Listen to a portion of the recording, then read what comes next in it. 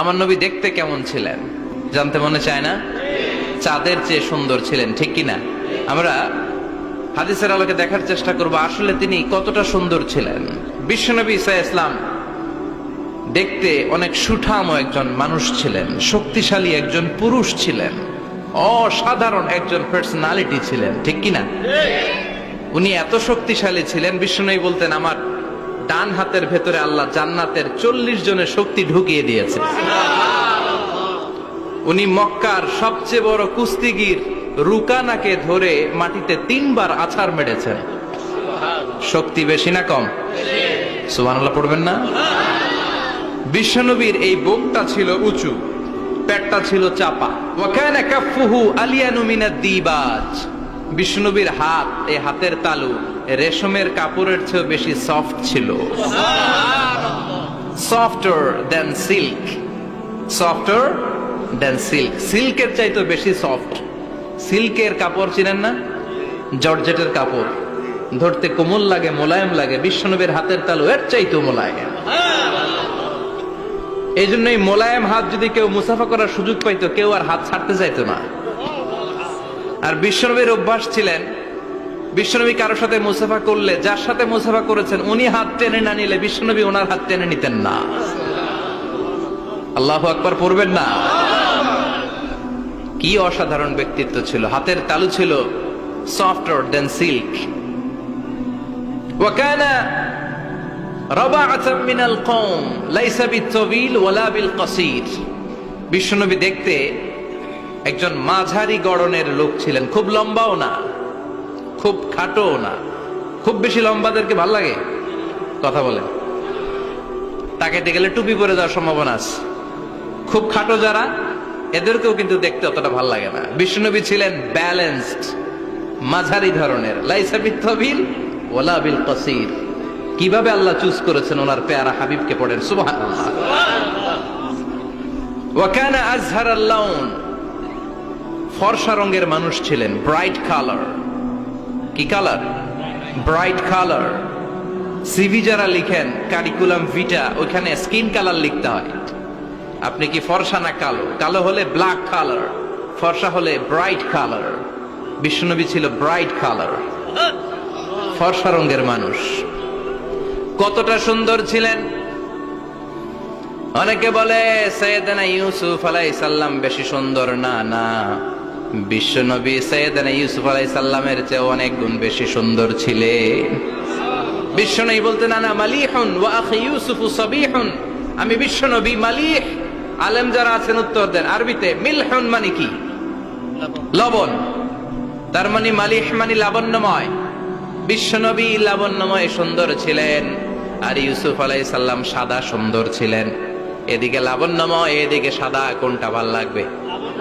কথা কন। তার মানে বিশ্বনবীর গায়ের স্কিন ছিল ব্রাইট কালার, ফর্সা রঙের মানুষ ছিলেন, মাঝারি সাইজের মানুষ ছিলেন। ওয়াকুবিদা ওয়ালাইসা ফি রাসিহি ওয়া লিহিয়াতিহি 20 শাআরা বাইদা। ইন্তেকালের আগে দাড়ি আর চুল মিলে 20টা দাড়ি চুলের বেশি পাকে নাই। সুবহানাল্লাহ পড়বেন না? দাড়ি আর চুল মিলে মোট পাকছিল কয়টা? অনেকে বলে হুজুর স্বপ্নের ব্যাখ্যা দেন। কি স্বপ্ন দেখেছেন?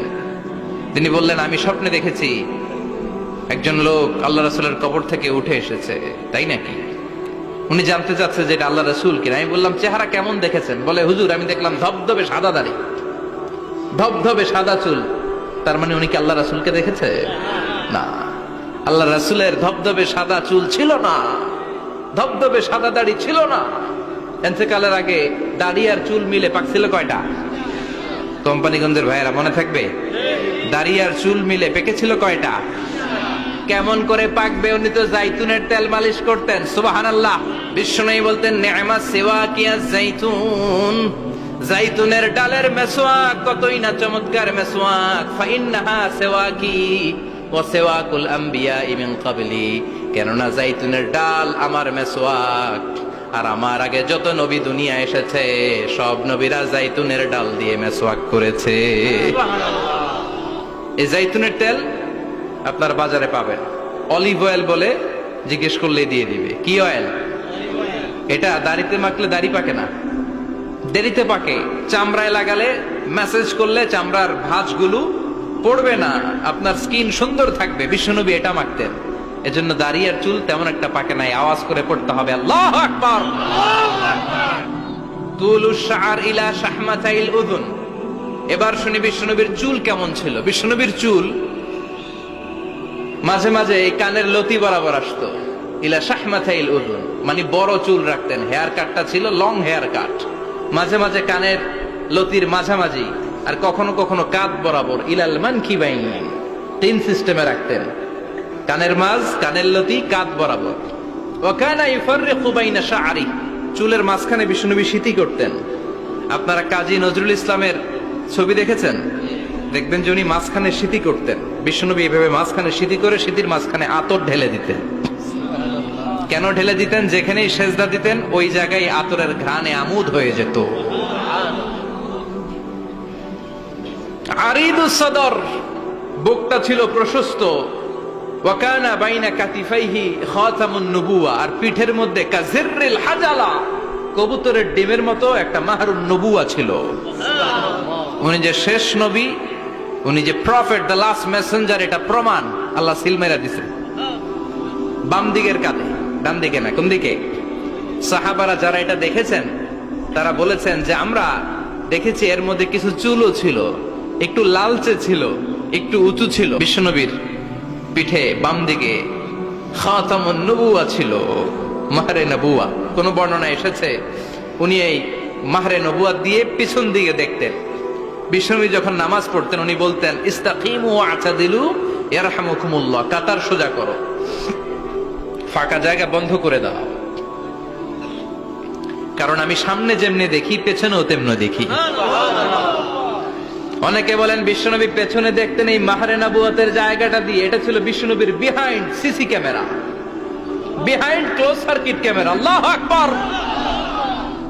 বিশ্বনবী ছাড়া কোন নবীর পিঠে এরকম মাহরে নবুয়া ছিল নাকি? কথা বলেন। এজন্য ওই নবীরে গালি দিলে সহ্য হয়? কথা বলেন, সহ্য হয়? আবিয়াদুল ইবতাইন, বগল ছিল শুভ্র সাদা। আমাদের বগল কি সাদা? দুর্গন্ধ, কুৎসিত, কালো, তাই না? বিশ্বনবীরটা কালো?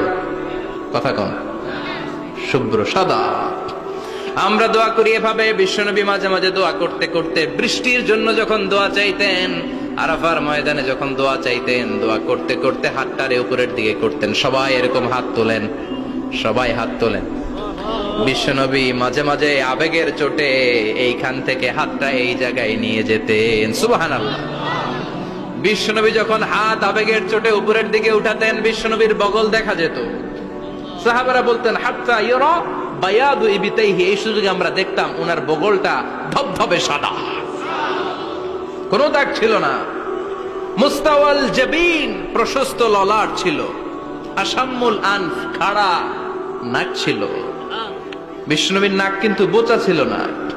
এরকম চারটা নাকরে আপনারা কোম্পানিগঞ্জে কি বলেন? চাকমা? কি নাক?